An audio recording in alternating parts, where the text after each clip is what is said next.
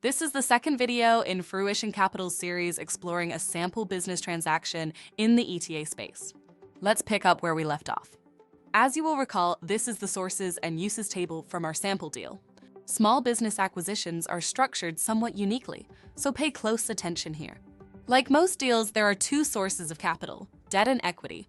In this video, we will examine the various sources of debt that will be utilized in the transaction. Small business transactions can sometimes qualify for an SBA loan. This loan program has attractive advantages, but also has some limitations. For example, an SBA loan has the backing of the federal government, does not contain any debt covenants, and can be amortized over a longer time period than conventional bank loans.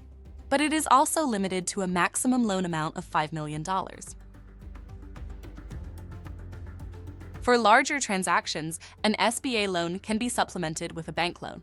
Oftentimes, the same bank that originated the SBA loan will provide this financing on a pari passu basis. However, SBA loans are not a required source of debt financing on all small business acquisitions.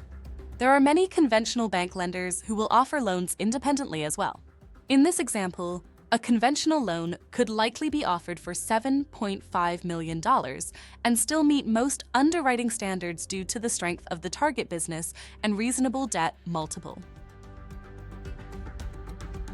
In the ETA space, the entrepreneur personally guarantees all the loans in the transaction.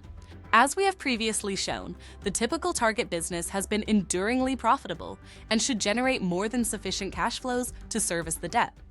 However, it is the entrepreneur and not the equity investors who personally backstops the business in the unlikely but possible case of default. A seller note is often a key component in small business deals.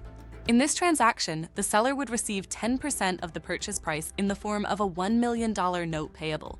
Terms are negotiable but are generally more favorable to the buyer than other debt instruments. And they can also contain forgiveness provisions if certain post-closing business metrics aren't met, which provides a form of insurance to the buyer.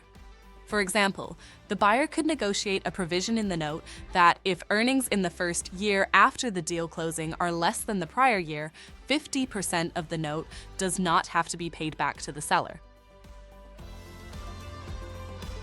Putting it all together, the total debt on this transaction would total $8.5 million, or 81% of the total required capital for the deal. Assuming a $1 million seller note, the balance of the debt equates to 3 times leverage and computes to a loan-to-value of 71.4%.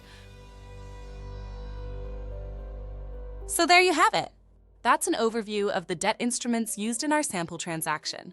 Join us in our next Fruition video in this series where we will provide an overview of equity capital sources.